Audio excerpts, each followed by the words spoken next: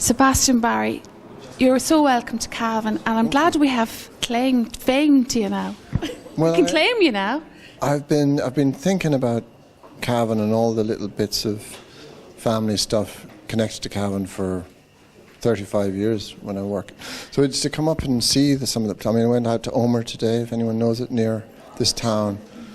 I'd never seen it, but I've seen it in my mind's eye, and specifically in my child's mind's eye, where I was told about the Sheridans of Omer.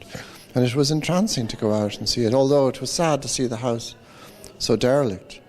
But at the same time, if we keep telling human stories, somehow we keep everything alive, don't we? You know the way sometimes when a great singer is up there and he's singing his songs, and you know these songs, but when he actually tells you the story of how he wrote his songs, the songs are so much different then. Well, you tonight, you told the stories of the characters and where your characters came from in your book, and I will look at your books now in a different way, and it gives them a whole new meaning. It gives it all a different sense when you picked sort of contemporary people and put them back into history. Well, it puts a different spin on it, really. Well, the whole thing is a personal matter. And I think I've had most joy myself as a writer when people have taken the books quite personally, because I take them personally. So when somebody's talking to you in some ways as passionately about the book as you felt in writing it, then it gives you a recompense.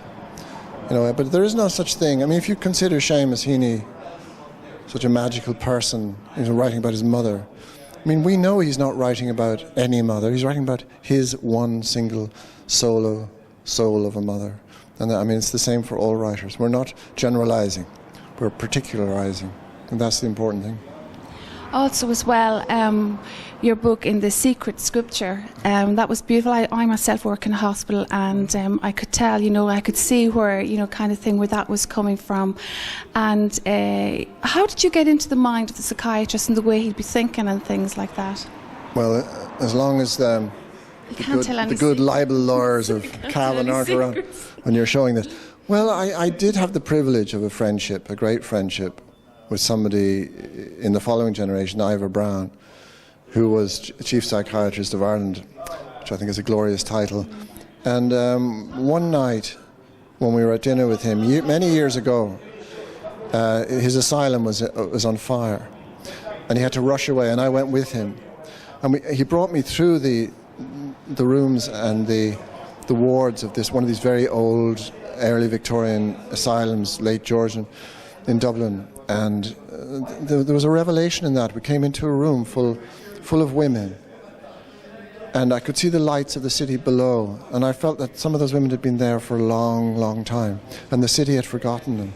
But they were the mothers and the daughters and the aunts and the wives of the city, all forgotten.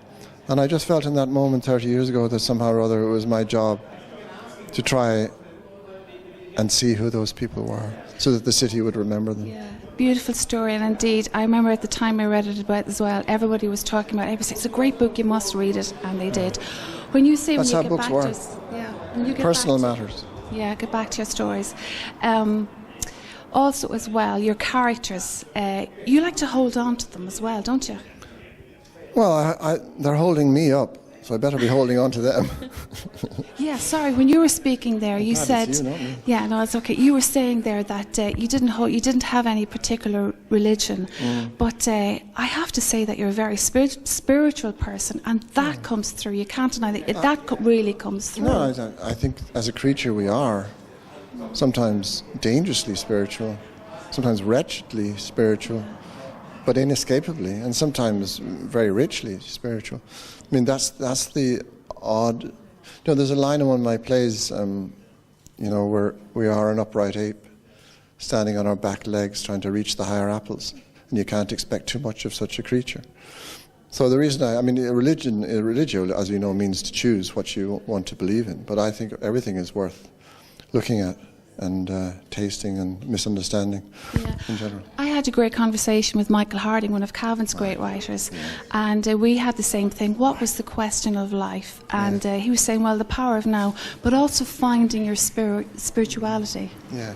That your life could be that whole search, and that's what it is. Your life is the search. Well, the greatest expert in spirituality might be the person with the poorest grip on it, because they're really trying to hold on.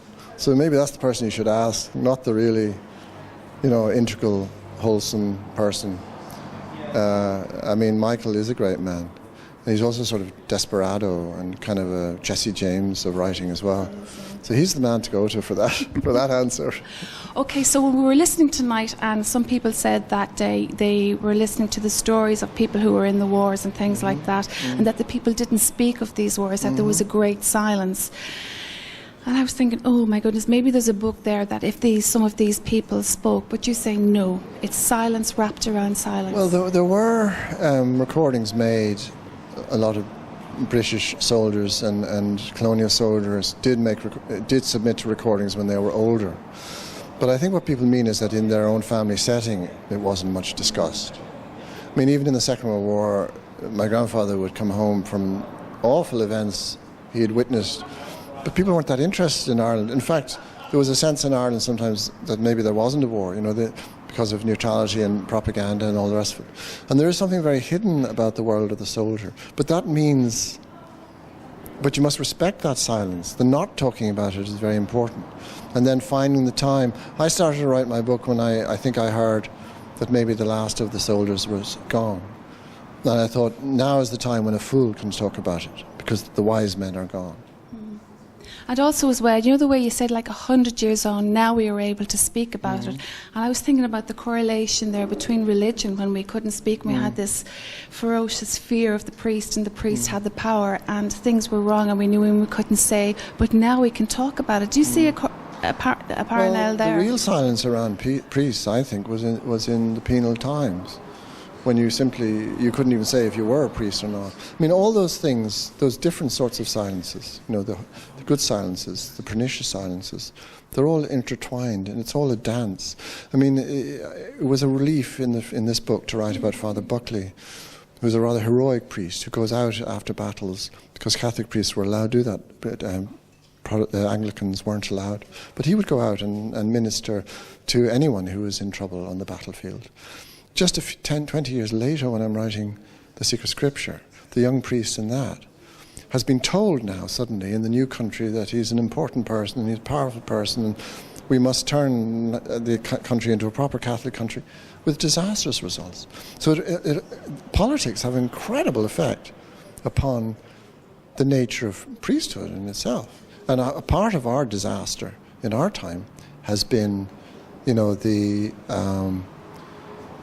rather terrifying obeisance that was given to priests, which I don't think is helpful to anybody, and it created that murderous silence that we're now, which has done no one any good. Can you show me a priest who has benefited from the disasters of the last 40 years? There is no such person. But as you say, now we're able to talk about it.